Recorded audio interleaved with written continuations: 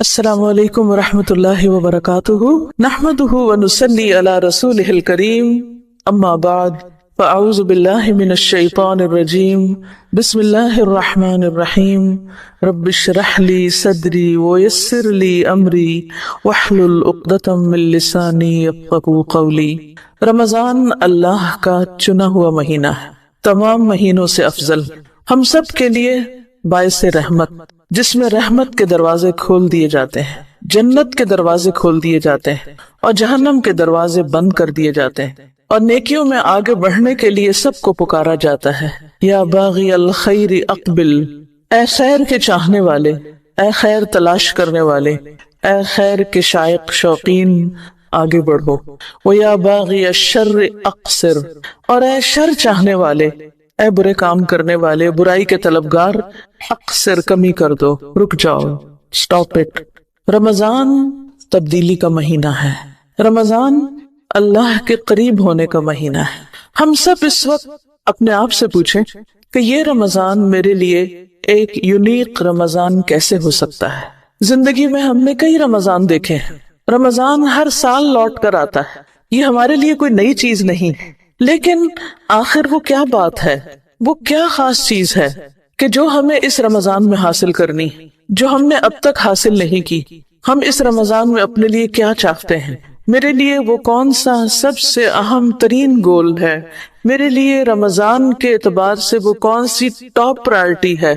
وہ کون سی ایک خاص چیز ہے کہ جس پر میں نے کام کرنا ہے پورا رمضان، اور پھر اینڈ پر دیکھنا ہے کہ کیا وہ چیز میرے اندر آئی ہے یا نہیں؟ رمضان تو چونکہ رحمتوں کا مہینہ ہے، رحمت کے دروازے کھلتے ہیں تو ہر طرف سے خیر و بھلائی آتی، آپ بہت کچھ سمیٹ سکتے ہیں، لیکن بہت ساری چیزیں ایک خاص چیز کی طرف انسان کو لے جاتی ہیں، اور وہ چیز کیا ہے؟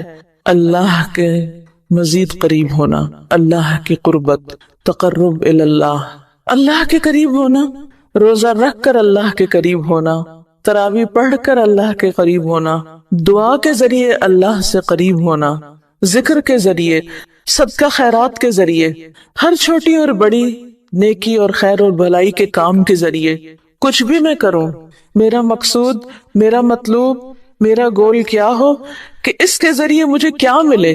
کیونکہ انسان جب محنت کرتا ہے، کوشش کرتا ہے، تو یقیناً اس کا کوئی بدلہ چاہتا ہے، کوئی صلہ چاہتا ہے۔ مثلا آپ کسی بھی چیز کی طرف جا رہے ہوتے ہیں، کوئی بھی سفر اختیار کرتے ہیں، تو آپ کی کوئی منزل ہوتی ہے جہاں آپ کو پہنچنا ہوتا ہے۔ مثلا آپ گھر سے نکلے، یہاں آنے کے ارادے سے آپ نے اپنی گاڑی انہی سڑکوں پہ ڈالی اور ایک خاص جگہ پر آ کر پہنچے۔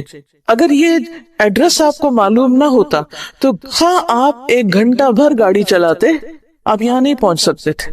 تو یہاں پہنچنے کے لیے سب سے پہلی چیز کیا کہ آپ نے راستہ معلوم کیا اور منزل کا پتہ لگا کر وہاں پہنچے۔ ہمیں بھی رمضان میں اپنی منزل کا پتہ ہونا چاہیے، کہاں پہنچنا ہے، یہ سب کچھ کیوں کرنا۔ میں آج دورہ قرآن سننے جا رہی ہوں، میں قرآن کی تلاوت کر رہی ہوں، میں قرآن پڑھا رہی ہوں، میں ذکر کر رہی ہوں، میں کھانا بنا رہی ہوں کہ کسی کو کھلا سکوں، کسی کا روزہ افطار کرا رہی ہوں، کسی کے لیے سحری بھجوا رہی ہوں، کسی کے لیے راشن کا بندوبست کر رہی ہوں۔ کیوں کر رہی ہوں؟ کیا چاہتی ہوں؟ مجھے کیا حاصل کرنا ہے؟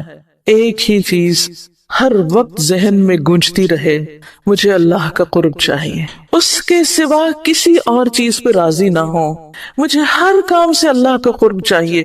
جب روزہ رکھ رہے ہوں، سحری کے لیے اٹھے، نیند سے آنکھ نہیں کھل رہی، تھکے ہوئے ہیں رات کے، لمبا قیام کر کے سوئے، اب اٹھا نہیں جا رہا، کیوں اٹھنا ہے؟ کس کے لیے اٹھنا ہے؟ اللہ کے لیے اٹھنا ہے۔ اس تکلیف سے، نیند توڑنے سے کیا چاہیے؟ اللہ کا قرب چاہیے، مجھے اللہ کے قریب ہونا ہے، کیونکہ میرے لیے وہ ہستی سب سے اہم ہے، باقی سب تو اس کی مخلوق ہیں۔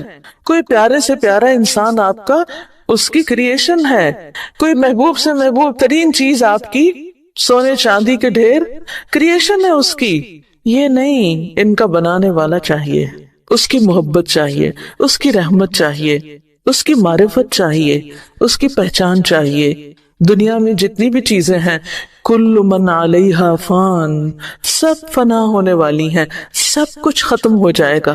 किसी भी चीज के पीछे भागते रहें, जितना चाहे भागें, कोई भी चीज समेटें, जितनी चाहे समेट लें, लेकिन बिल आखिर हर चीज को खत्म होना है।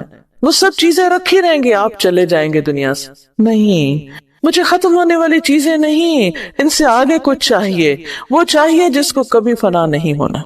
हय्युल ला यमूत, जो जिंदा है, जिस पर कभी मौत नहीं आएगी, जो हमेशा जागता है, जिसे कभी नींद नहीं आती, जिसे कभी ऊँग नहीं आती।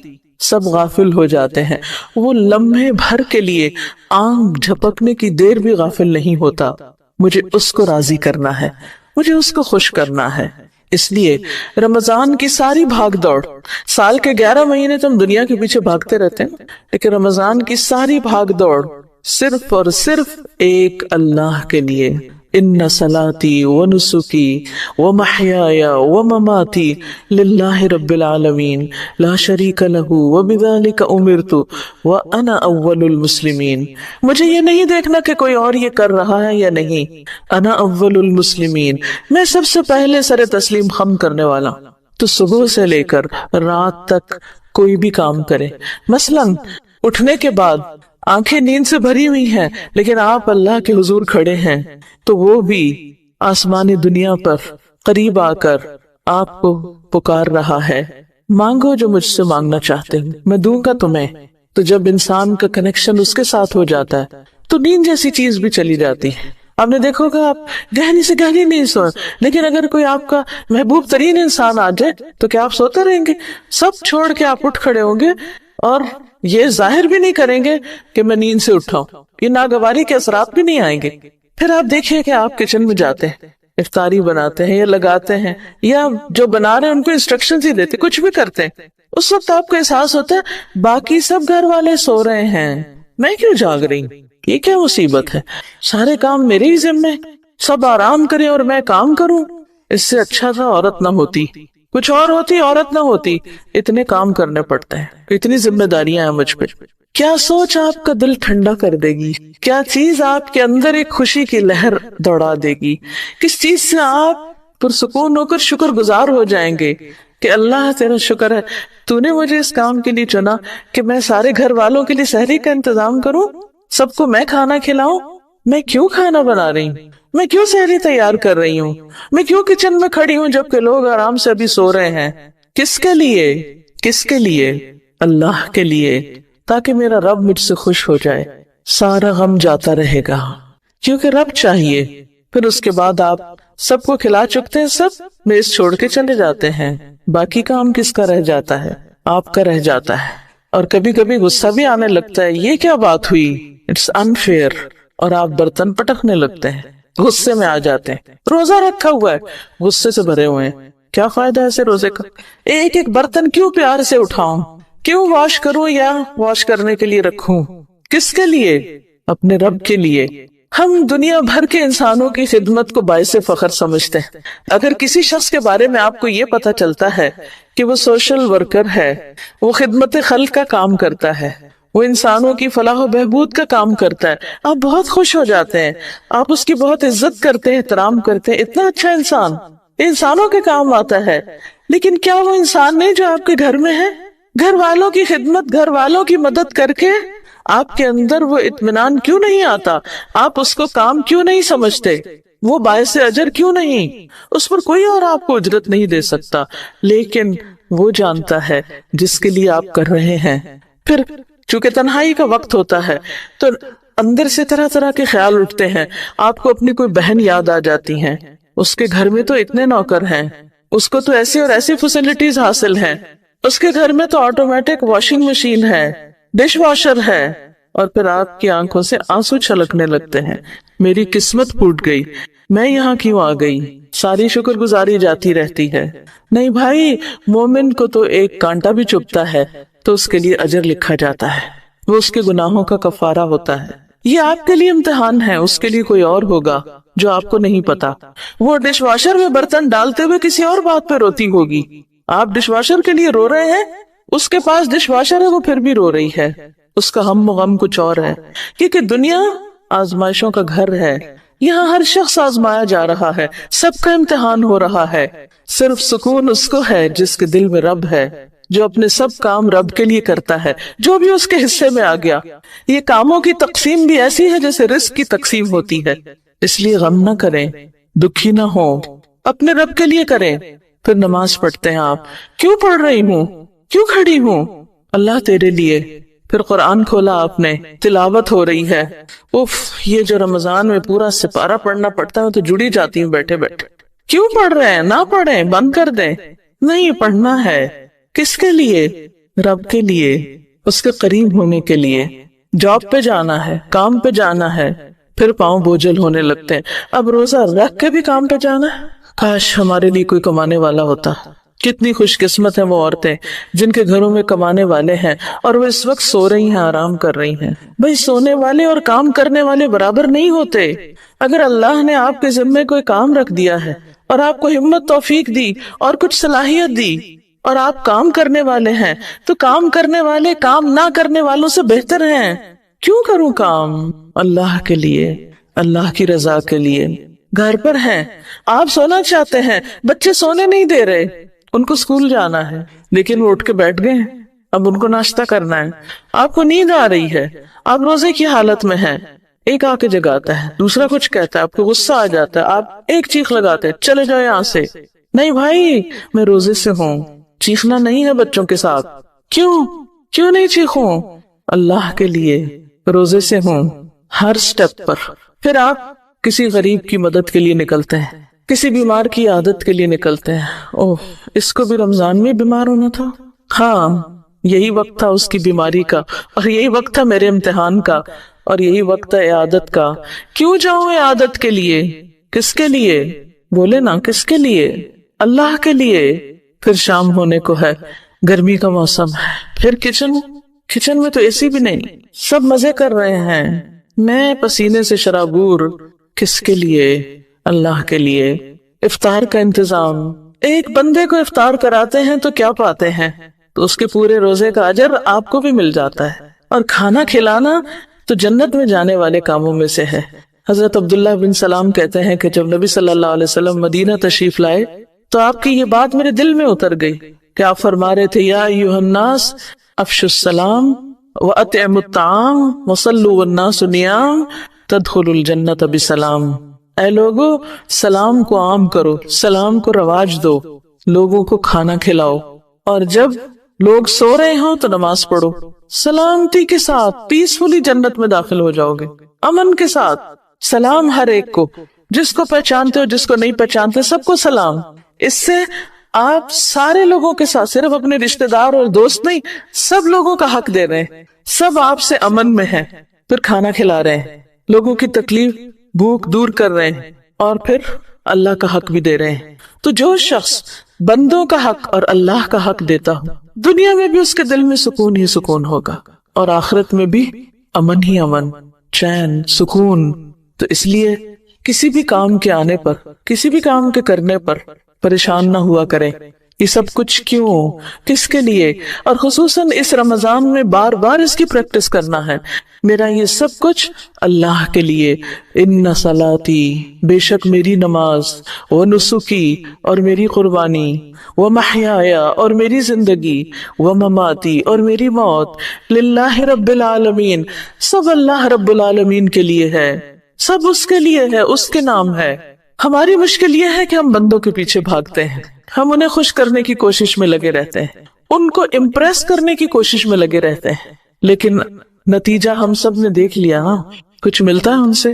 وہ بےچارے دیں بھی تو ہماری توقعات کا لیول تھوڑا اور اوپر ہو جاتا ہے، وہ وہاں دوڑ بھاگ کے پہنچتے تو ہم تھوڑے اور اوپر چڑھ چکے ہوتے ہیں کہ نہیں یہاں تک آ جاؤ۔ وہ ہوتا ہے نا کہ جیسے پہاڑ پہ اگر دو لوگ چڑھ رہے ہوں تو نیچے والے نے اوپر والے کو میٹ کرنا ہو، تو بائی دا ٹائم نیچے والا اوپر والے تک آتا ہے وہ تھوڑا اور اوپر جا چکا تھا، پھر آپ کہتے ہیں اچھا میں بھی ذرا اوپر اور چڑھ جاؤں، جب تک آپ اس تک پہنچتے وہ تھوڑا اور اس کا نخرہ بڑھ چکا ہوتا ہے، اور آپ تھک ہار جاتے ہیں اس کو پاتے پاتے۔ بندوں کے پیچھے دوڑنا چھوڑیے، اپنے رب کو راضی کر لیجئے، اگر رب راضی ہو گیا تو بندے بھی ہو جائیں گے۔ ان الذین آمنوا وعملوا الصالحات سیجعل لهم الرحمن ودا، جو لوگ ایمان لائیں، اچھے اچھے کام کریں، رحمان ایسے لوگوں کے لیے دلوں میں محبت پیدا کر دے گا۔ آپ رب کو راضی رکھیں سارا جگ آپ سے راضی ہو جائے گا. اور اگر پھر بھی نہ ہو، کوئی شکایت ان کو رہ بھی جائے، تو فکر کی ضرورت نہیں، اس لیے کہ ہماری زندگی کا مقصد بندوں کو راضی کرنا نہیں ہے. ہماری زندگی کا مقصد اپنے رب کو راضی کرنا ہے. اور جب ہم بندوں کو بھی راضی کریں تو اس لیے کریں کہ اس سے بھی رب راضی ہو. میں اپنے روٹھے ہوئے شوہر کو کیوں مناؤں؟ میری بھی تو کوئی عزت ہے، میں کیوں منتیں کروں؟ میں بھی نہیں بولتی. ٹھیک ہے نہیں بولے، لیکن نتیجہ کیا ہوتا ہے؟ شوہر کو عادت ہو جاتی ہے کہ بیوی کو مجھ سے کوئی تعلق واسطہ نہیں، وہ صبر کرنے کا عادی ہو جاتا ہے، پھر وہ نگاہیں پھیر لیتا ہے. اسی طرح بچے، رشتہ دار، دوست احباب کس پہ مان ہے؟ کون اپنا ہے؟ سب بے وفا ہیں. کس اعتبار سے؟ کہ اگر آپ ان کے ساتھ اچھا کریں گے تو آپ کو جواباً اچھا ملے گا.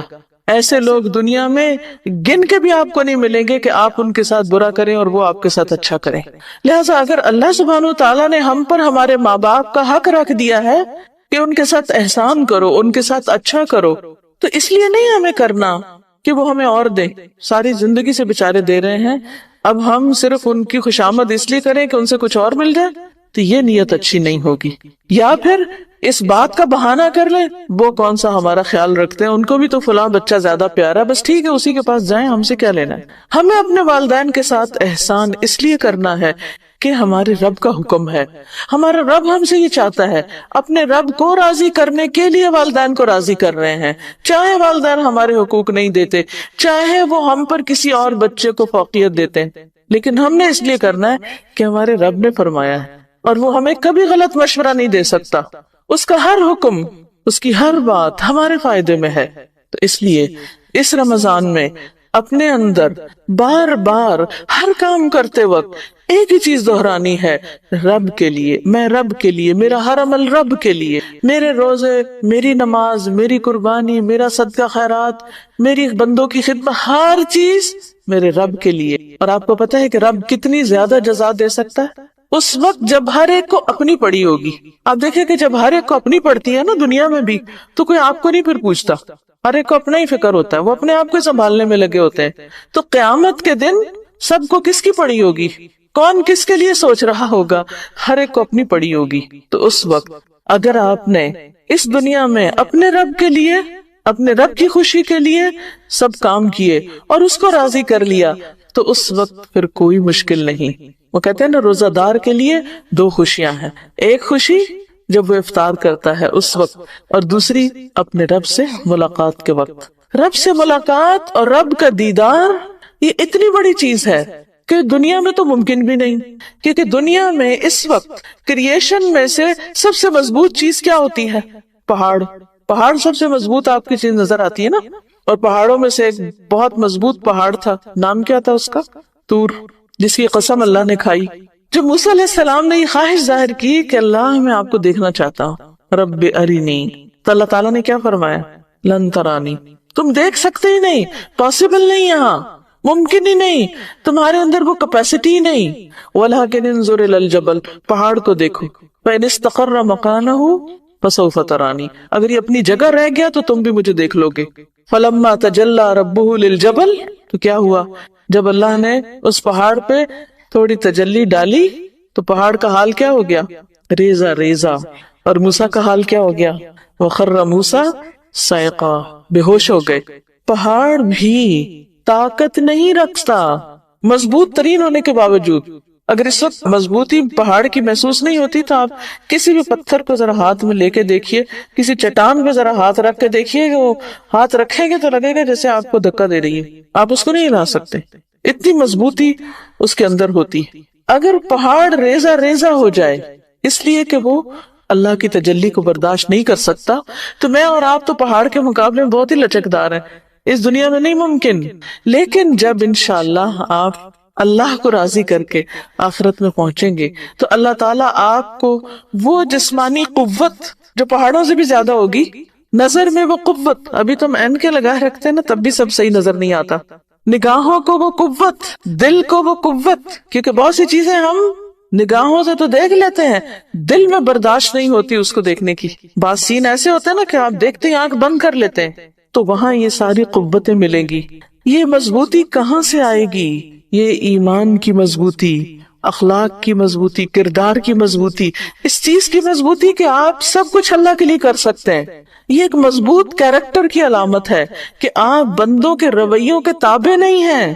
بندوں کے رویے کے تابع ہونے کا مطلب کیا ہے کہ جیسا وہ کریں ہم بھی ویسے ہی کریں. اگر وہ اسمائل کریں تو ہم بھی کریں گے، وہ سلام کریں تو ہم بھی کریں گے، وہ ہمیں کچھ دیں گے تو ہم بھی دیں گے، وہ اچھا کریں گے تو ہم اچھا کریں گے، اور اگر وہ اچھے نہیں تو ہم بھی اچھے نہیں. ہمیں کیا سمجھا ہوا نہیں. یہ کردار کی مضبوطی نہیں ہے، یہ ایروگنس ہے. ایروگنس والی بھی ایک اکڑ ہوتی ہے لیکن وہ توڑ دی جاتی ہے، اور ایک کیریکٹر کی مضبوطی ہوتی ہے جسے کوئی چیلنج نہیں کر سکتا. تو جو بندہ ایمانی اعتبار سے مضبوط ہوگا، اخلاقی اعتبار سے مضبوط ہوگا، اس کے اندر یہ مضبوطی ہوگی کہ کوئی اس کو کھلونا نہیں بنا سکتا. وہ کسی کی خواہشات کا کھلونا نہیں بنتا. خواہشات کا کھلونا بننے کا مطلب کیا کہ آپ دوسرے کی مرضی پر چلیں. وہ کیا چاہتے ہیں کہ آپ کیسا پہنے، وہ چاہتے ہیں کہ آپ ننگے ہو کر پھریں تو آپ ان کی خوشی کے لیے لباس مختصر کر دیتے ہیں. وہ چاہتے ہیں کہ آپ اچھل کود کریں ان کی خوشی کے لیے تو آپ وہ کرنا شروع کر دیتے ہیں. وہ جو چاہتے ہیں آپ وہی کرنے لگتے ہیں. تو یہ کیا ہے؟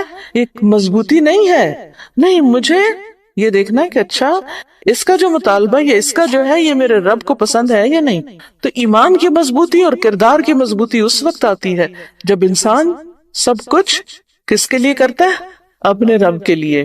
پھر وہ چھوٹی چھوٹی باتوں پر رو دھو کے نیکی کا کام نہیں چھوڑتا کہ میں فلاں سے بہت تنگ ہوں، میں اب یہ مزید نیکی نہیں کر سکتا، فلاں نے مجھے بہت اریٹیٹ کر دیا اس لیے اب میں آئندہ یہ کام نہیں کروں گا. نہیں، فلاں جو مرضی کرے، جو چیز میرے رب کو پسند ہے میں تو اپنے رب کی خوشی کے لیے کرتا جاؤں گا. اور جب انسان رب کی خوشی کے لیے کرتا ہے تو اس کو یہ پتہ بھی نہیں چلتا، چلے بھی تو اس کے لیے کوئی بہت اہم بات نہیں ہوتی کہ یہ لوگ کیا کہہ رہے ہیں اور کیا کر رہے ہیں. تھوڑی دیر کے لیے دیکھ کے تکلیف ہوتی، اریٹیشن ہوتی، لیکن کوئی زیادہ فرق نہیں اس انسان کو پڑتا کیونکہ اس کو پتا ہے وہ جس کے لیے کر رہا ہے وہ خوش ہو رہا ہے. تو اس رمضان میں کیا حاصل کرنا ہے؟ رب کی خوشی. کس کو پانا ہے؟ رب کو پانا ہے. ہر کام کس کے لیے کرنا ہے؟ اپنے رب کے لیے. بہت سے لوگ کہتے ہیں نا صبر نہیں آتا. صبر صرف اس وقت آتا ہے جب انسان کس کے لیے کرے؟ رب کے لیے، اللہ کے لیے. یہی آپ کو میسج دینا تھا کہ اس رمضان کا اپنا موٹو بنا لیں کہ مجھے کیا حاصل کرنا ہے؟ اللہ کا قرب. اپنے اپنے الفاظ میں جو چاہیں لکھ لیں، میرا سب کچھ میرے رب کے لیے اور میرا رب مجھے کافی ہے، حسبی و کفا. اور بندوں کے ساتھ جو تعلق ہے، ان کی جو دلداری کرنی ہے، ان کو جو خوش کرنا ہے، ان کے ساتھ اچھے اخلاق سے پیش آنا، اس لیے نہیں کہ وہ مجھے اپریشیٹ کریں کہ ہائے کتنے اچھے اخلاق کا بنا. نہیں بھائی، آپ سے نہیں چاہیے، اس سے چاہیے، اس سے تعریف چاہیے، اس کی خوشی چاہیے. آپ دیکھیں گے کہ اس کے بعد آپ کے اندر ایک ایسا جذبہ آ جائے گا کہ آپ اپنے دشمن کو بھی جا کے السلام علیکم کہہ سکتے ہیں. کوئی شخص جو آپ کے ساتھ کتنی بھی بد اخلاقی کر چکا ہو، آپ اس کو بھی جا کے بہت اچھی طرح مل سکتے ہیں کیونکہ آپ اس کے لیے نہیں مل رہے، اپنے لیے نہیں کر رہے. کس کے لیے کر رہے ہیں؟ رب کے لیے. بلندی صرف اس انسان کو ملتی ہے جو بلندی چاہتا ہے. اور بلندی کس میں ہے؟ لوگوں کی باتوں اور لوگوں کے رویوں سے اوپر اٹھ جانے میں، لوگوں کی خواہشات کا تابع ہونے کی بجائے اللہ کی مرضی کے تابع ہونے میں. تو انشاءاللہ اگر آپ نے اس کی نیت کر لی اور آپ نے اگر یہ سبق یاد کر لیا تو میں سمجھوں گی کہ میرا لاہور آنا فائدہ مند ہو گیا. میں صرف ایک پیغام دینے آئی ہوں، اور وہ کیا کہ اس رمضان میں اپنے رب کو پالیں، اس کے قرب کی لذت پالیں اور اس کی محبت کا لطف اٹھا لیں. ہر غم سے بے نیاز ہو جائیں گے کیونکہ جو اللہ کے دوست ہوتے ہیں، اللہ کا وعدہ ہوتا ہے الا ان اولیاء اللہ لا خوف علیہم ولا هم يحزنون. یہ نہیں کہ یہ اچانک کوئی آخرت میں ہو جائے گا، یہ یہاں سے پریکٹس کرنی ہے اللہ کا دوست بننے کی کہ دل میں کوئی غم نہ رہے، ہمیشہ پر امید رہیں، اس سے مانگتے رہیں، اس کی طرف دوڑتے رہیں، اس کی خوشی کے لیے ہر ایک کے کام آئیں، دوست کے بھی، دشمن کے بھی، اپنے کے بھی، پرائے کے بھی، ہر ایک کے ساتھ اچھا. رمضان آیا ہی اس لیے ہے کہ ہمارے اندر یہ تبدیلی آ جائے. السلام علیکم ورحمۃ اللہ وبرکاتہ. کیا حال ہے سب کا؟ الحمدللہ. اہلا وسہلا مرحبا. آپ سب کو خوش آمدید کہتی ہوں. آپ سب اللہ کی خاطر اس مجلس میں حاضر ہوئے. میری دعا ہے کہ اللہ تعالی ہم سب کا یہاں آنا قبول فرمائے اور ہمیں پورے اخلاص اور شوق کے ساتھ وہ علم حاصل کرنے کی توفیق دے کہ جس سے ہمارا آئندہ رمضان بہت اچھا گزرے۔ آج میں نے رمضان کا موضوع اس لیے چنا کہ رمضان بالکل قریب ہے اور ہر شخص کچھ نہ کچھ اس کے بارے میں سوچ رہا ہے۔ اگرچہ اس کی بہت سی باتیں ہمیں پتہ ہوتی ہیں، لیکن پھر بھی ان کو دہرا لینا اور پوری تیاری کے ساتھ، شعور کے ساتھ، علم کے ساتھ، جذبے کے ساتھ روزے رکھنا اور رمضان سے بھرپور فائدہ اٹھانا، یہ اسی وقت ممکن ہوتا ہے کہ جب انسان اس کا علم حاصل کرتا ہے، اور علم بھی پرانا ہو جاتا ہے، اس کو بھی تازہ کرنا پڑتا ہے، ٹھیک ہے نا؟ تو اس لیے میں چاہوں گی کہ آپ سب اطمینان کے ساتھ سیکھیں۔ تو اللہ سبحانہ وتعالیٰ سے دعا ہے کہ وہ ہمیں بھرپور طریقے سے علم حاصل کرنے کی توفیق عطا فرمائے۔ ایک اور چیز یہ کہنا چاہوں گی کہ انسان جب سننے کے ساتھ لکھتا ہے نا تو اس کا علم پختہ ہو جاتا ہے اور وہ باتیں بھولتی نہیں۔ تو اس لیے جس کے پاس کاغذ پین ہو وہ ضرور کچھ نہ کچھ پوائنٹس لے کر جائے، ٹھیک ہے نا؟ اللہ سبحانہ وتعالیٰ نے بعض چیزوں کو بعض پر فضیلت دی ہے، جیسے مہینوں میں رمضان کو فضیلت دی، دنوں میں جمعہ کو فضیلت دی ہے، راتوں میں لیلۃ القدر کو فضیلت دی ہے، شہروں میں مکہ کے شہر کو فضیلت دی ہے۔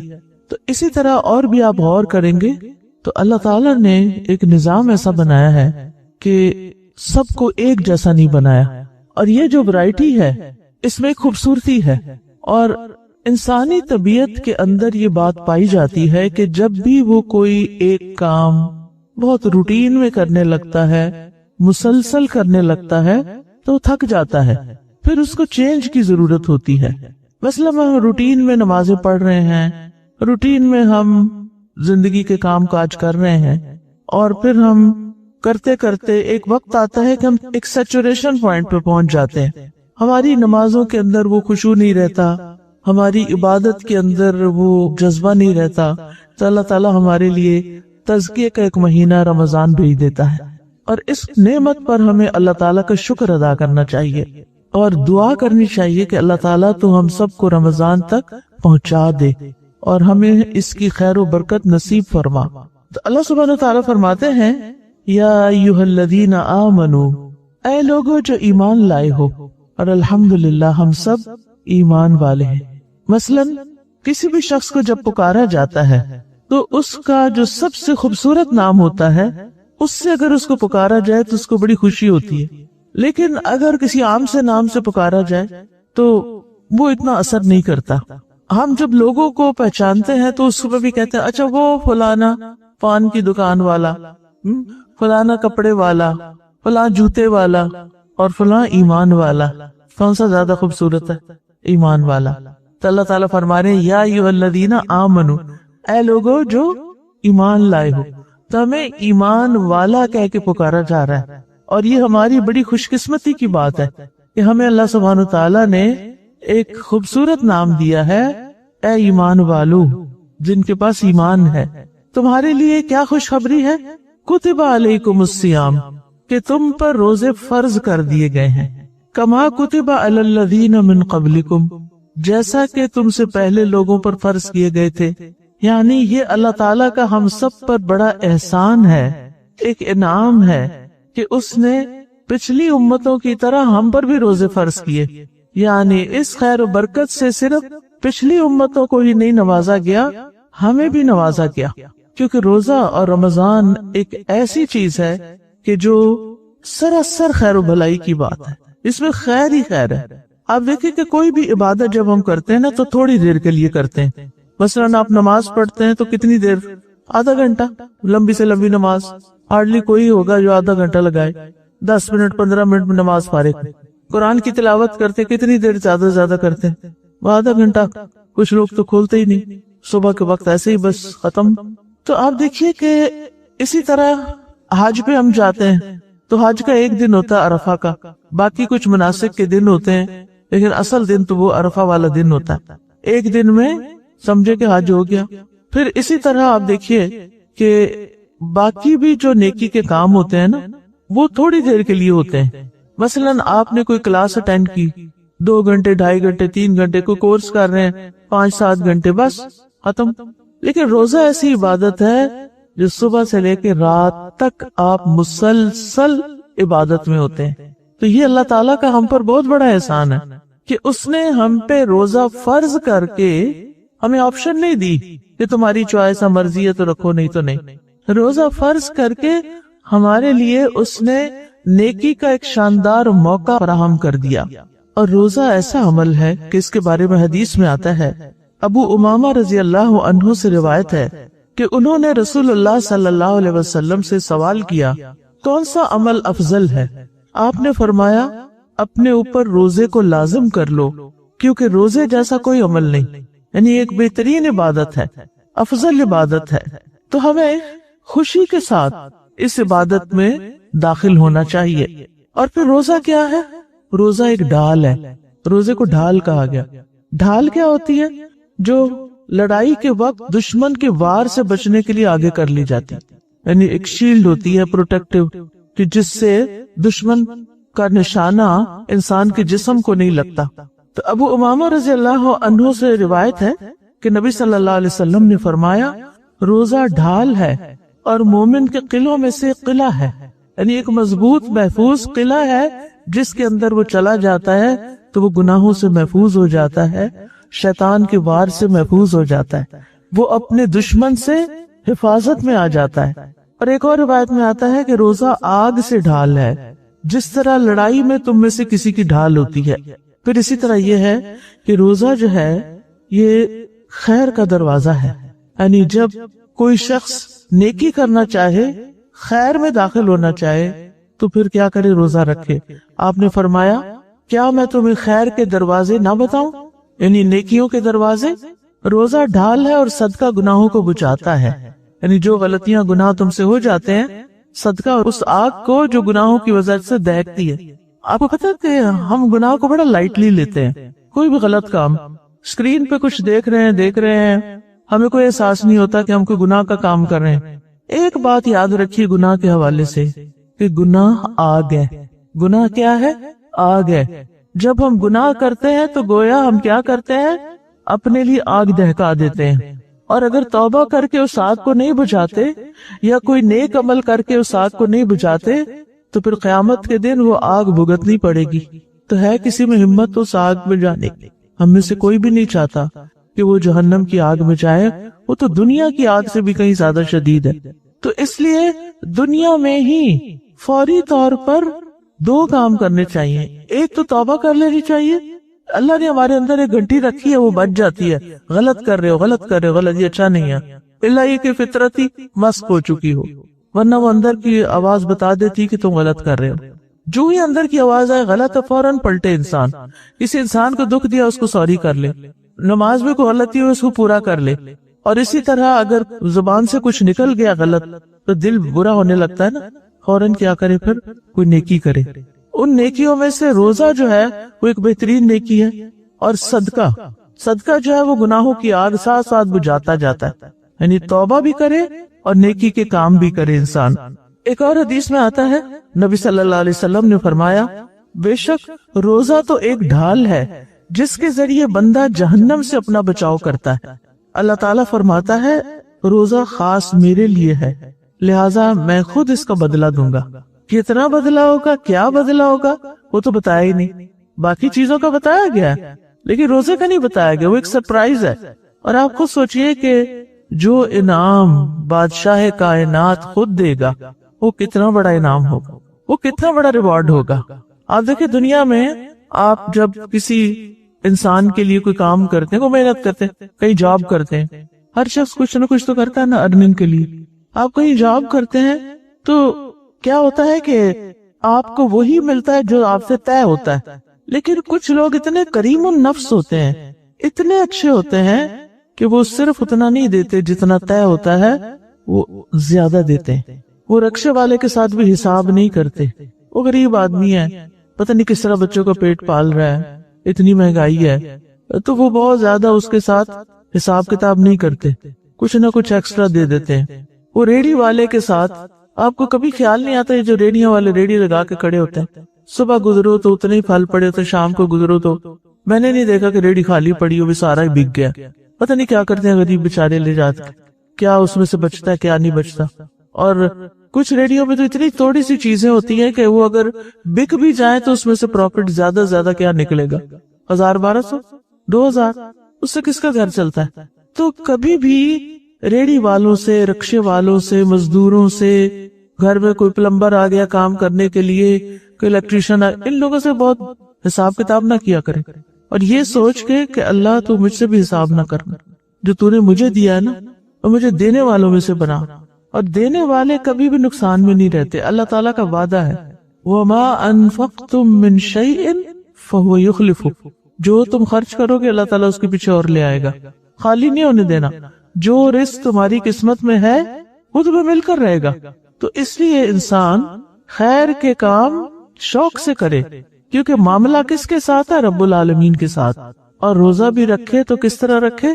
بہت شوق اور محبت کے ساتھ رکھے، کیونکہ اس میں انسان کو اجر اور ثواب جو ملنے والا ہے وہ اللہ رب العالمین سے ملنے والا ہے، اور جو اللہ رب العالمین سے ملے گا اس کا تو آپ اندازہ ہی نہیں کر سکتے. اور یہ چند دن کی بات ہے، بس کتنی ہے زندگی، گنی ہوئی ہے، گنی چنی، گنتے گنتے گنتے دن ختم ہو جاتے ہیں. اور پھر کیا ہوگا؟ ایک دن آئے گا کہ جب آپ دنیا سے چلے جائیں گے، اور کہاں پیش ہوں گے؟ رب العالمین کے سامنے. یا تو وہ خوش ہوگا یا وہ ناراض ہوگا. وہ خوش کب ہوگا؟ اگر آپ نے اس کی مرضی اور پسند کے کام کیے، اور پھر وہ ان پر انعام بھی دے گا، اور کتنا دے گا جو آپ سوچ بھی نہیں سکتے. تو بندوں سے اجر کی توقع نہ رکھیں. آپ کسی کے لیے کچھ بھی کریں، معاملہ اللہ کے حوالے کر دیں کہ اللہ اس کا بدلہ مجھے آپ سے چاہیے، کیونکہ جو آپ دے سکتے ہیں وہ بندوں میں سے کوئی بھی نہیں دے سکتا. اور پھر ایمان اور ثواب کی امید سے روزہ رکھیں، یعنی آپ کا عمل نیت کے ساتھ ہونا چاہیے. اور نیت کیا ہونی چاہیے؟ کہ اللہ تعالیٰ اس کے بدلے میرا ایمان بھی بڑھائے اور مجھے ثواب بھی ملے. کیونکہ اگر ثواب کی نیت ہی نہیں آپ نے کی اور بس روزہ رکھ لیا کیونکہ سارے گھر والے رکھ رہے ہیں، تو پھر کیا ہوتا ہے؟ آپ کا فرض پورا ہو جائے گا، یعنی آپ ایبسنٹ مارک نہیں ہوں گے، فرض پورا ہو گیا، آپ کو گناہ نہیں ملے گا.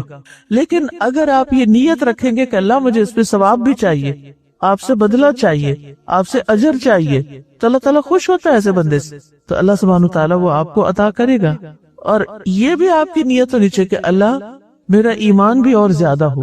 تو جو ایمان اور ثواب کی امید سے روزہ رکھے گا، فرمایا اس کے پچھلے سارے گناہ معاف کر دیے جائیں گے. پھر آپ دیکھیے کہ روزہ رکھنے کا مقصد کیا ہے؟ کیا بھوکا پیاسا رہنا؟ نہیں. فرمایا لعلکم تتقون، تاکہ تم بچ جاؤ. اور ایک معنی بھی کیا جاتا ہے تاکہ تم تقوی اختیار کرو. اگر ہم بچ جاؤ کا معنی کریں تو اس کا مطلب کیا ہوگا؟ کہ انسان اس لیے روزہ رکھے تاکہ آگ سے بچ جائے، گناہوں سے بچ جائے. اور تقوی بھی اصل میں دیکھا جائے تو اس میں بھی بچنے کا ہی مفہوم ہے کہ انسان کے اندر تقوی پیدا ہو، یعنی وہ قوت پیدا ہو کہ جس کی وجہ سے وہ آئندہ زندگی اللہ کی اطاعت کے مطابق گزارے اور گناہوں سے بچ جائے، تاکہ الٹیمیٹلی جہنم سے بچ جائے. اور پھر اتنا ایمان سٹرونگ ہو جائے، یعنی ایمان اور تقوی دونوں کی بات آ رہی ہے، ایمان کی بات حدیث میں آ رہی، تقوی کی بات قرآن میں آ رہی. اتنا تقوی ہو جائے انسان کے اندر کہ انسان شیطان کی چالوں کو پہچاننے لگے اور شیطان کے پھیلائے ہوئے جال سے خلاصی پا جائے. تو اس لیے روزہ رکھنا ہے اس نیت کے ساتھ بھی کہ اللہ میرے اندر تقوی پیدا کر دے، میرے اندر ایسی قوت پیدا کر دے کہ جس قوت کے ساتھ میں آپ کی رضا اور خوشی کے لیے نیکیاں کروں اور آپ کی ناراضگی سے بچنے کے لیے گناہوں سے رک جاؤں. پھر فرمایا ایام معدودات، چند گنے ہوئے دن ہیں. یعنی روزے کئی مہینوں پر مشتمل نہیں، سالوں پر نہیں، دنوں پر مشتمل ہے. یہ نہیں کہا کہ ایک مہینہ ہے، کہا چند دن ہیں. آپ دیکھیے کہ اللہ تعالیٰ نے سال کے 12 مہینے بنائے اور ان 12 مہینوں میں سے صرف ایک مہینہ کہا کہ روزے رکھ لو. 11 مہینے چھٹی ہے، لیکن ہم پر وہ ایک مہینہ بھی بڑا بھاری ہے. کچھ لوگ ڈرے بیٹھے ہوتے ہیں، آئے دن آ رہے ہیں پھر روزے کے، دوپہر کا کھانا نہیں ملے گا اور ہم فلانی چیز کھا سکیں گے، پارٹی پہ نہیں جا سکیں گے. نہیں، آپ کو خوشی سے رمضان کا استقبال کرنا چاہیے تاکہ آپ اللہ تعالیٰ کو راضی کر سکیں. تو گنتی کے جان دینے آپ دیکھیے 10 10 10 عشرہ عشرہ عشرہ، پھر ہر عشرے کا 1 2 3 4 5 6 7 8 9 10، بس ختم. 2 ہفتے بھی نہیں ایک عشرہ، 10 دن، پھر 10 دن، پھر 10 دن، کبھی 9 بھی ہو جاتے ہیں. پھر دل بڑا اداس ہوتا ہے کہ آخری عشرہ جو اتنا قیمتی عشرہ ہے اس کے 9 کیوں ہیں، وہ بھی 10 ہی ہوتے. آپ کو ہوتا ہے افسوس جب عید جلدی ہوتی ہے؟ یہ خوش ہو جاتے ہیں کہ وہ شکر ہے عید آ گئی، جان چھٹی. 2 لحاظ سے فائدہ ہوتا ہے، ایک تو تیاری میں ٹائم مل جاتا ہے تھوڑا سا، اور دوسرے عبادت کا موقع اور مل جاتا ہے. وہ جو رہی صحیح کسر ہے نا وہ نکل جاتی. اصل میں نا انسانوں کی نفسیات یہ ہے کہ جب کوئی چیز ہاتھ سے نکلنے لگتی ہے نا پھر اس کو قدر آتی ہے. جب تک وہ ہاتھ میں ہوتی ہے تب اس کو بڑی تسلی ہوتی، ٹیک ہوتی، ہاں ابھی تو ہے نا، ابھی تو ہے، میں یوز کر لوں گی، دیکھ لوں گی، ہو جائے گا ہو جائے گا. لیکن جب وہ ہاتھ سے نکلنے لگتی پھر اوہ یہ کیا ہو گیا. تو رمضان کا بھی یہی ہے، ابھی تو کافی دن ہے، ابھی تو کافی دن ہے، آخری عشرے میں عبادت کر لیں گے. اور آخری عشرہ بھی ایک کے بعد ایک دن نکل جاتا ہے ہاتھ سے، ہر سال ایسے ہی ہوتا ہے. تو اس لیے انسان کو ایک دن اور مل جائے تو بڑا غنیمت لگتا ہے کہ شکر ہے، یہ دعائیں رہتی تھی، یہ تلاوت رہتی تھی، یہ قرآن پورا کرنا تھا، وہ پھر سارے کام کر لیتے. تو اس لیے روزے کے ساتھ خوش ہو جایا کرے، بلکہ عبادت کے ہر کام کے ساتھ. پھر فرمایا فمن کان منکم مریضا او علی سفر فعدۃ من ایام اخر، تو جو تم میں سے کوئی بیمار ہو یا پھر سفر کر رہا ہو، اور روزہ رکھنے میں مشقت ہو جاتی ہے بیمار کے لیے بھی اور مسافر کے لیے بھی، تو دوسرے دنوں سے گنتی پوری کرے. 4 روزے چھوڑے ہیں تو رمضان کے بعد 4 قضا رکھے، لازم ہے. تو پیاری بہنوں جو بھی سال میں بیٹھی اور جو بھی سن رہے ہیں، آپ میں سے اس وقت سے جب سے آپ کو پیریڈ شروع ہوئے، جب سے آپ بالغ ہوئیں، آج تک آپ نے کتنے سال کتنے روزے چھوڑے، سالوں کو گنے اور پھر دیکھیں حساب کر کے کہ کتنے رکھ چکے ہیں اور کتنے ابھی رہتے ہیں، اور اس کے لیے رمضان کے بعد پلان کریں کہ آپ نے کس طرح اپنا فرض پورا کرنا ہے. کیونکہ روزہ چھوڑنے کا گناہ بھی بہت سخت ہے. اور پھر آپ دیکھیں کہ جو انسان بڑا ہوتا جاتا ہے نا، روزے رکھنے مشکل ہوتے جاتے ہیں. ابھی تو آپ ینگ گرلز ہیں نا، آپ کے اپنے اوپر ہیں کہ آپ رکھ سکتی ہیں، لیکن پھر شادی ہو جاتی ہے، پھر ہسبینڈ کو بھی دیکھنا پڑتا ہے، پھر بچے ہو جاتے ہیں، پھر پریگنینسی ہے، دودھ پلانا ہے، پھر دوبارہ پریگنینسی ہو گئی ہے، پچھلے روزے چھوٹے تھے اگلے ہی نہیں پورے ہو رہے، تو کتنے مسئلے کھڑے ہو جاتے ہیں. تو اس لیے روزہ میں دیر نہ کرے. اور میری وہ پیاری بہنیں جو عمر کے آخری حصے میں پہنچ چکی ہیں، وہ بھی اس بات سے نہ ڈرے کہ روزہ رکھ کے کچھ جلدی اللہ کے پاس جانا پڑے گا. نہیں، کچھ بھی نہیں ہوتا. میری والدہ الحمدللہ 78 سال کی ہو کر فوت ہوئی تھی، 78 ایئرز، یعنی تقریباً 80 کی ہونے والی تھی. تو انہوں نے کبھی نہیں چھوڑے تھے روزے، یعنی بڑھاپے میں بھی داخل ہو کے روزہ نہیں چھوڑتی تھی. اور یہ نہیں کہ صرف فرض روزے، نفلی روزوں کا بھی اہتمام. ہر مہینے کے 3 روزے، ایام 20 کے، 13، 14، 15 کے، اور پھر اکثر سماج جمعرات کو بھی رکھ لیتی تھی. اور جس مہینے میں ان کی ڈیتھ ہوئی ہے اس مہینے وہ جو ایام 20 کے روزے تھے انہوں نے ایک دن پہلے ہی رکھ لیا کہ انہیں یاد نہیں تھا کہ آج ایام 20 شروع ہو چکے ہیں یا نہیں، تو وہ 3 رکھنے کے بعد 4 رکھ چکی تھی. تو آپ بھی کبھی یہ نہ سوچے کہ روزہ رکھ کے کچھ ہو جائے گا. میں نے آج تک نہ سنا ہے نہ دیکھا ہے کہ کوئی روزہ رکھ کے مر گیا ہو. کچھ نہیں ہوتا. اگر آپ کو ڈر ہونا کہ مجھے کچھ ہو جائے گا تو پھر آپ یہ سوچ کے رکھ لیا کرے کہ اگر کچھ ہونے لگا تو میں جلدی سے روزہ توڑ دوں گی تاکہ میں بچ جاؤں. ہوتا کچھ نہیں. میں نے زندگی میں کئی ایسے لوگوں کو روزے رکھوائے ہیں جنہوں نے سال سے نہیں رکھے تھے. ہمیں شوگر کا مسئلہ ہے، ہمیں پتہ نہیں اور کس چیز کا مسئلہ ہے، تو کہتی تھی روزہ تو علاج ہے. ہاں ٹھیک ہے، بعض بیماریاں واقعی ایسی ہوتی ہیں کہ اس میں دن میں کئی دفعہ دوائی کھانی پڑتی ہے، آپ کو ٹائم کی پابندی کے ساتھ دوا کھانی ہوتی ہے. تو اب اس میں آپ یہ نہیں کر سکتے کہ روزہ رکھیں، کیونکہ اگر آپ وہ ریگولر دوائی نہیں کھائیں گے تو پھر آپ کو نقصان ہو سکتا ہے، بیماری بڑھ سکتی ہے. اسی لیے اللہ سبحانہ تعالیٰ نے کیا کیا، اجازت دی کہ روزہ چھوڑ دیا جائے. اچھا، جہاں تک سفر کا معاملہ ہے تو ہر دور میں سفر کی ایک اپنی مشقت ہوتی ہے، تھکاوٹ ہوتی ہے. چاہے کتنی آرام دہ گاڑی ہو، کتنی اچھی سڑک ہو، کیسا بھی اچھا جہاز ہو، انسان تھک جاتا ہے. اور کبھی ایسا ہوتا ہے کہ روزہ رکھنے کے لیے سحری کا وقت نہیں پتہ چلتا، اور کبھی ایسا ہوتا ہے کہ ادھر روزہ کھل رہا ہوتا ہے اور ادھر شروع ہو رہا ہوتا ہے. مجھے یاد ہے کہ میں 1 سال جون میں ٹریول کر کے آئی تھی کینیڈا سے، تو میں نے روزہ رکھ لیا. میں نے کہا کچھ نہیں ہوتا، گھر میں بھی تو رکھتے ہیں، تو جب کھلے گا. اچھا، اور پھر میری یہ نیت تھی کہ اگلا بھی میں نے رکھنا ہے. جب میں نے ان سے ٹائم پوچھا تو افطاری کے 1.5 گھنٹے بس سحری کا ٹائم تھا، اور میں نے افطاری کی، جلدی سے مغرب پڑھی، ساتھ عشاء پڑھی، اور ساتھ ہی پھر فجر سے پہلے سحری کی اور پھر فجر پڑھ لی. اور پھر وہ جب پاکستان آئے تو وہ تو ختم ہونے کا نام ہی نہ لے روزہ، اور وہ بھی جون کا روزہ، لیکن الحمدللہ میں مری نہیں، زندہ سلامت رہی۔ بلکہ ایک عجیب سا لطف آیا کہ اللہ سبحانہ تعالیٰ نے وہ اوپر لے جا کے وہ فضا میں روزہ کھلوایا بھی اور رکھوایا بھی، اور ایک ملک میں رکھا اور دوسرے ملک میں آ کے کھولا، تو الحمدللہ۔ لیکن کبھی کبھی ایسا بھی ہوتا ہے کہ آپ سفر سے اتنے نڈال ہو جاتے ہیں کہ آپ سو جاتے ہیں۔ ہمارے ساتھ ایک سفر میں ایسا ہوا، ہم پڑھنے کے لیے ترکی گئے ہوئے تھے، تو وہاں رمضان آ گیا، تو ہم نے کہا بعد میں کون رکھے گا، تو ہم نے کہا کہ ساتھ ساتھ ہی روزے رکھ لیتے ہیں، کچھ نہیں ہوتا، اگر مشقت ہوئی کہیں تو چھوڑ دیں گے، تو کوئی مشقت نہیں تھی، آرام سے رکھے جا رہے تھے۔ تو ایک دفعہ ہم نے استنبول سے ازمیر کا سفر کیا جو بائی ٹرین تھا، کافی لمبا سفر تھا، اور ہوا یہ کہ ہم اس میں سو گئے، ایسے سوئے سوئے سوئے سوئے پتہ نہیں آدھی رات آنکھ کھلی اور وہ روزہ ہی نہیں کھولا ہم نے، کیونکہ سو گئے، پتہ ہی نہیں چلا، ایسی شدید تھکاوٹ ہوئی۔ تو کبھی ایسا بھی ہوتا ہے، تو اس لیے اللہ تعالیٰ نے جو رخصتیں دی ہیں نا، تو ان کو لینا بھی خوشی سے چاہیے، ٹھیک ہے؟ یہ نہیں کہ کوئی زیادہ تقویٰ ہے اگر آپ سفر میں روزہ رکھیں، جو رکھ سکتا رکھے، لیکن اگر نہیں رکھ سکتا تو پھر کیا کرے، وہ بعد میں رکھ لے، لیکن گنتی پوری کرنی ضروری ہے۔ اب آپ کہیں گے کہ اب 15-16 دن رہ گئے ہیں، آج سے 13 شعبان ہے، 13 یا 14، تو آپ خود سوچیں کہ بعد میں 2 ہفتے رہ گئے، 2 ہفتے 2 دن رہ گئے، ایسے میں پھر اب 15 شعبان کے بعد تو ویسے بھی روزے نہیں رکھنے چاہیے۔ اب کیا کروں پچھلے روزوں کا؟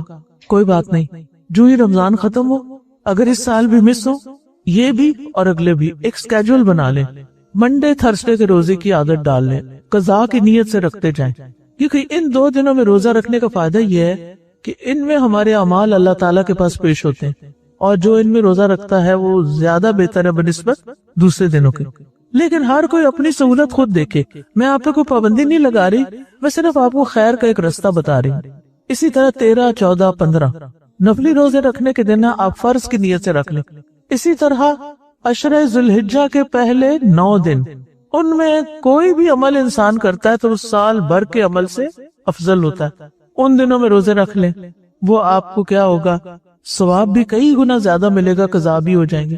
پھر محرم کے روزے، محرم میں بھی آتا ہے ایک آدھ روزہ، لیکن محرم کا مہینہ ویسے ہی اس کو اللہ کا مہینہ کہتے ہیں، تو اگر آپ اس مہینے میں زیادہ سے زیادہ روزے رکھیں تو بہت اچھا ہے، لیکن اگین یہ کہ آپ کی کیا صلاحیت ہے، صحت کی کیا حالت ہے، ہر شخص اپنا فیصلہ خود کر سکتا ہے۔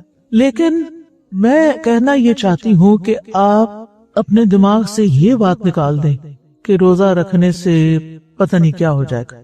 بعض بزرگ ایسے ہوتے ہیں وہ رکھنا چاہتے ہیں، بچے نہیں رکھنے دیتے، نہیں امی آپ اب نہیں رکھ سکتی، تو آپ انہیں کہیں کہ مجھے رکھنے دیں، میں دیکھ لوں گی، مجھے اپنی باڈی کو خود پتہ، نہیں رکھ سکی تو اللہ کے یہاں رخصت ہے۔ اور اگر آپ عمر کے اس حصے میں کہ دوبارہ قضا کر ہی نہیں سکتے تو ساتھ کے ساتھ فدیہ دے دیں۔ ریسنٹلی میں ایک درس میں تھی کسی جگہ پر، تو ایک خاتون نے مجھ سے سوال کیا کہ اگر کوئی فوت ہو جائے اور اس کے روزے رہتے ہوں تو کیا فدیہ دے دیا جائے، اب کیا کیا جائے، اور شاید بہت سارے روزے تھے، تو میں نے کہا انہوں نے رکھے کیوں نہیں؟ کہتے پتہ ہی نہیں تھا، احساس ہی نہیں تھا۔ حالانکہ عمومی طور پہ الحمدللہ ہمارے معاشرے کے اندر یہ ایک اویئرنس بہت ہے، لوگ نماز ہی پڑھتے روزہ رکھ لیتے ہیں، یہ بھی بڑی خیر ہے لوگوں کے اندر کہ روزہ رکھ لیتے ہیں، اور رمضان میں کسی نہ کسی طرح نماز بھی پڑھ لیتے ہیں پھر۔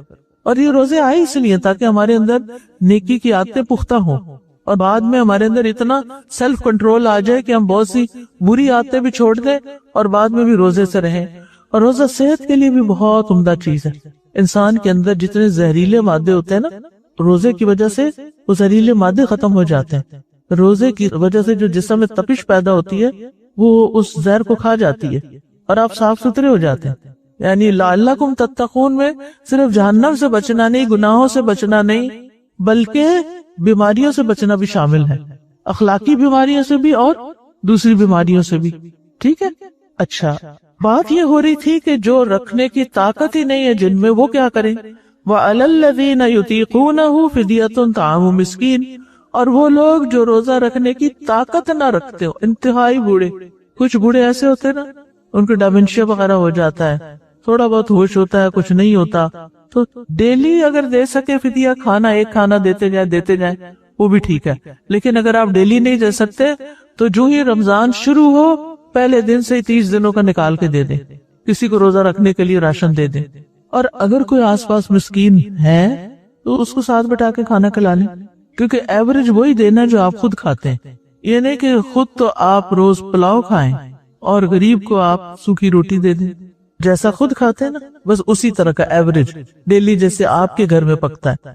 ہر گھر کا الگ حساب کتاب ہوتا ہے. کچھ گھروں میں ہفتے میں 1 دفعہ گوشت پکتا ہے، اور کچھ لوگ روز 1 نہیں 2 3 گوشت پکا کے کھاتے ہیں. ہر طرح کے لوگ ہیں دنیا میں. تو پھر آپ جیسا خود کھاتے ہیں نا ویسا ہی دیں. اور پھر فرمایا فمن تطوع خیرا فہو خیر اللہ، اور جو خوشی سے نیکی کرے تو اسی کے لیے اچھی ہے. خوشی سے نیکی کرنے کا مطلب کیا ہے؟ ایک مطلب تو یہ ہے کہ ایک مسکین کا کھانا دینے کی بجائے زیادہ مسکینوں کو کھانا کھلا دے. اور دوسرا معنی کیا ہے کہ فدیہ دے دیا، رمضان کے بعد ہمت آئی روزہ بھی رکھ لیا. اور ایک معنی یہ ہے کہ ایک سے زیادہ کھانا، یعنی صبح شام کا کھانا. ویسے ایک ٹائم کا کھانا ہے تو صبح شام کا بھی آپ دے سکتے ہیں، زیادہ لوگوں کو بھی دے سکتے ہیں، ایک بندے کو بھی دے سکتے ہیں. یہ تو پھر آپ کے اپنے اوپر ہے کہ آپ کس درجے کی نیکی کر سکتے ہیں یا کرنا چاہتے ہیں. پھر فرمایا وَأَن تَصُومُوا خَيْرٌ لَكُمْ إِن كُنتُمْ تَعْلَمُونَ. یہ ساری رخصتیں ہیں بیمار کے لیے، مسافر کے لیے، بوڑھوں کے لیے، لیکن اس کے ساتھ یہ یاد رکھیں کہ اگر تم روزہ رکھو تو یہ تمہارے حق میں زیادہ بہتر ہے. روزہ رکھنا بہرحال بہتر ہے. یعنی یہ نہ ہو کہ کوئی کہے آج مجھے صبح صبح نا چھینکیں بڑی آ رہی تھی تو میں نے سوچا کہ کہیں مجھے زکام ہی نہ ہو جائے تو بہتر ہے میں روزہ نہ رکھوں. ایسے نہیں سوچنا. ٹھیک ہے 2-4 چھینکیں آنے پر روزہ نہیں چھوڑا جا سکتا، بلکہ کیا کرنا ہوگا؟ روزہ رکھنا ہوگا. بلکہ سخت زکام لگ جائے نا تو کہتا فاقہ کرو، وہ روزہ زیادہ بہتر ہے اس بیماری میں. کچھ بیماریاں روزے سے بلکہ ٹھیک ہوتی ہیں اور کچھ بڑھتی ہیں. جو بڑھتی ہیں ان میں چھوڑا جا سکتا ہے. رسول اللہ صلی اللہ علیہ وسلم نے فرمایا بے شک تمہارا رب فرماتا ہے کہ ایک نیکی کا ثواب 10 گنا سے 700 گنا، اور روزہ صرف میرے لیے ہے، کیونکہ صرف اللہ جانتا کہ ہم روزے سے ہیں کہ نہیں. اس کا بدلہ میں ہی دوں گا. روزہ آگ سے ڈھال ہے. روزہ دار کے منہ کی بو اللہ کے نزدیک مشک سے یعنی کستوری سے بھی زیادہ اچھی ہے. یعنی اللہ تعالیٰ اتنی قدر کرتا ہے روزہ رکھنے والوں. اب آپ دیکھیں کہ رمضان کا مہینہ آ رہا ہے نا، تو روزے کے علاوہ اور کیا کیا کام کرنے ہیں. ایک بات تو یہ کہ رمضان کا مہینہ کھانے پینے کا مہینہ نہیں، عبادت کا مہینہ ہے. Fasting not feasting. فیسٹنگ کیا ہوتی ہے؟ فیسٹ کیا ہوتی ہے؟ دعوتیں، کھانے پینے. اس مہینے میں خوب روزے رکھیں، عبادت کریں، لیکن دعوتیں رمضان کے بعد کر لیں. افطاریاں کرانی ہیں، لوگوں کے گھر میں بھیج دیں. سب سے پہلے تو غریبوں کو راشن دیں. الحمدللہ الہدا ہر سال بہت سارے غریبوں کو راشن دیتا ہے. آپ خود جانتے ہیں غریبوں کو خود بانٹ دیں. نہیں تو ایسے ادارے جو اجتماعی طور پہ غریبوں کو راشن دیتے ہیں آپ وہاں بھی جمع کرا سکتے ہیں، فدیہ بھی جمع کرا سکتے ہیں. تو یہ نیت رکھے، کیونکہ جو روزہ کھلواتا ہے نا کسی کا، اس کو اتنا ہی اجر ملتا ہے جتنا روزہ رکھنے والے کو ملتا ہے. تو اس چیز کا حریص ہونا چاہیے. آپ کھجوریں بانٹ سکتے ہیں، آپ شربت بانٹ سکتے ہیں، آپ کھانا پکا کے بانٹ سکتے ہیں. آپ اپنے بچوں کو بھی اس میں شریک کریں. میری بچیاں جب چھوٹی چھوٹی ہوتی تھی تو ہم کیا کرتے تھے کہ کھانا بنا کے پھر ٹرے سجا کے پھر تینوں بہنیں جاتی تھی ایک ایک گھر میں، وہ نیبرز کو پکا ہوا کھانا دے دیتی تھی. یعنی کوئی جیسے اسپیشل ڈش ہوتی ہے نا، تو آپ یہ بھی کر سکتے ہیں. آپ ڈرائی راشن لے کے وہ بھی دے سکتے ہیں. آپ کو پتا ہوتا ہے آپ کے کون رشتہ دار کس مشکل میں ہے، تو یہ آپ کا کام ہے. لیکن آپ نے اس مہینے میں عبادت پر فوکس کرنا ہے. اور جو راشن واشن دینا نا، شعبان میں سب کچھ اکٹھا کر کے تقسیم کر کے ہر چیز سارٹ آؤٹ کر کے رکھ لے، اور رمضان میں بس پھر دیتے جائیں اور دیتے جائیں، کیونکہ ثواب زیادہ ہوتا ہے. پہلے بھی دے سکتے ہیں، کیونکہ جب وہ کھائیں گے رمضان میں تو ثواب تو تبھی ملے گا نا. روزہ کے علاوہ جو دوسری بڑی اہم عبادت ہے وہ ہے قیام، تراویح. قیام اللیل جو ہوتا ہے نا، وہ 3 طریقے کا ہوتا ہے. ایک یہ کہ عشاء کے ساتھ ہی، جسے عام طور پہ ہماری مسجدوں میں ہوتا ہے. آپ میں سے کتنی خواتین مسجد میں تراویح پڑھنے جاتی ہیں؟ ساری نہیں جاتی، شاید بچوں کی وجہ سے نہ جاتی. اگر نہیں جا سکتی تو گھر میں بھی انتظام کریں. گھر میں انتظام کریں. ہمارے والد مسجد میں فرض نماز پڑھ کے آ جاتے تھے، اور پھر الحمدللہ ہر سال ہمارا بہت بڑا سین تھا، اس میں صفیں لگ جاتے، آس پاس کے جتنے لوگ، خواتین بھی مرد بھی، الحمدللہ سارے تراویح پڑھتے تھے، کیونکہ اکیلے اکیلے پڑھنا ذرا مشکل ہوتا ہے. اور عشاء کے ساتھ اسی لیے قیام اللیل کر لیا جاتا ہے تاکہ رات کی عبادت بھی ہو جائے. رمضان پورا ہی بڑا بابرکت مہینہ ہے، شہر البرکہ، تو اس لیے دن کو روزہ رکھا، رات کو قیام کیا. تو پہلا طریقہ عشاء کی نماز کے بعد حافظ بچوں کو تلاش کریں جن کے حفظ پکے ہوں. اگر آپ کے گھر میں 2 لوگ ہیں، 4 خواتین ہیں، نیبر میں 2-4 مل کے 5-10 بن جاتی ہیں، کسی بچی کو لیں، اس کو صف کے بیچ میں ہی کھڑا کریں اور وہ آپ کو قرآن سنائے.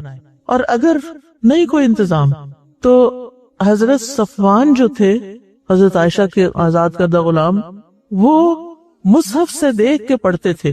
تو آپ کیا کر سکتے ہیں کہ آج کل سٹینڈ بھی ملتے ہیں، پتہ نہیں یہاں ملتے ہیں کہ نہیں، سٹینڈ ہوتے ہیں جن کے اوپر قرآن کھول کے رکھ دیا جاتا ہے، اور بڑے سائز کے سٹینڈ کے ساتھ ہی قرآن ملتے ہیں. آپ کیا کریں کہ سجدے کی جگہ سے ذرا سا آگے کر کے سٹینڈ پر صفحے کھول کے رکھ لیں. آپ سورۃ فاتحہ پڑھیں، اس کے بعد رائٹ والا صفحہ ایک رکعت میں پڑھ لیں اور پھر دوسری رکعت میں دوسرا صفحہ پڑھ لیں. نہ آپ کو ہاتھ ہلانا پڑے گا، نہ کچھ نہیں، آرام سے نماز ہو جاتی. لیکن اگر آپ 2 صفحے پڑھنا چاہتے ہیں تو بس ایک دفعہ آپ کو سجدے سے اٹھتے ہوئے صفحہ پلٹنا ہوگا، اور اس کے بعد پھر آپ اگلی رکعت میں بھی 2 صفحے آرام سے پڑھ سکتے. ایک طریقہ یہ ہے.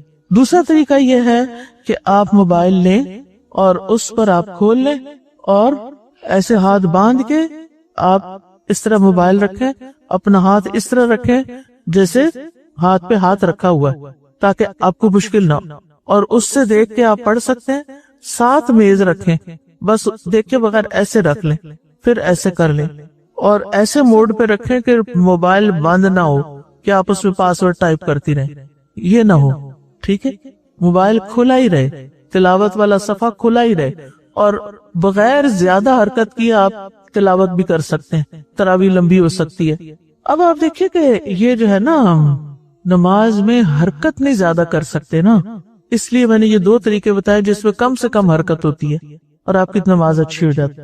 دوسرا قیام، آپ عشاء پڑھ کے کچھ لکھنے پڑھنے کا کام کرتے ہیں، کوئی ایگزام ہے آپ کا، کچھ بھی، تو اب سونے لگے آپ رات کے 12 بجے، تو سونے سے پہلے کچھ نوافل پڑھ لیں.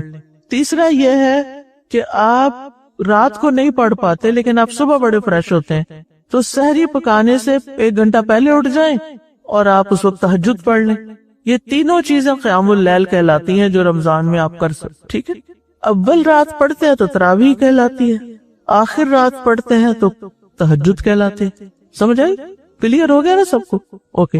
تو اپنی عبادتوں میں اضافہ کرنا ہے. اسی طرح آپ دیکھیے کہ اشراق کے نفل، اگر آپ کو عادت ہے تو بہت ہی اچھا، اگر عادت نہیں تو رمضان میں عادت ڈالنے کی کوشش کریں.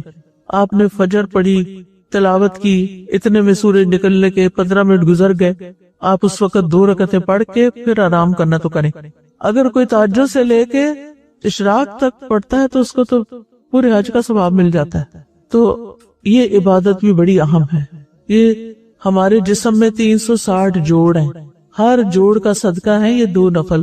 جس کو جوڑوں کی بیماری ہے نا، اس کو تو میں خاص طور پہ کہوں گی ان نفلوں کو نہ چھوڑے. یہ 2 بھی پڑھ سکتے ہیں اور زیادہ سے زیادہ جتنی آپ کی مرضی پڑھے، اور یہ دن کے نفل ہیں. تو رمضان میں ایکسٹرا عبادت کرنی ہے اور وہ مسنون کرنی ہے. یہ نہیں کہ بس ایک طاق رات میں لیلۃ القدر اس کو بنا کے 100 نفل پڑھ کے اس کے بعد پھر سو گئے ساری راتیں. یہ نہیں کرنا، سنت طریقے اختیار کریں. مجھے نہیں معلوم کہ یہاں سٹال پہ شہر رمضان کتاب ہے یا نہیں، یا اقبال کلانی کی کتاب رمضان والی ہے کہ نہیں، لیکن اگر ہو، چھوٹی چھوٹی کتابیں ہیں، ایزی گوئنگ ہیں، آسانی سے پڑھ سکتے، تو آپ وہ پڑھیں اور ساتھ ساتھ عمل کرتے جائیں.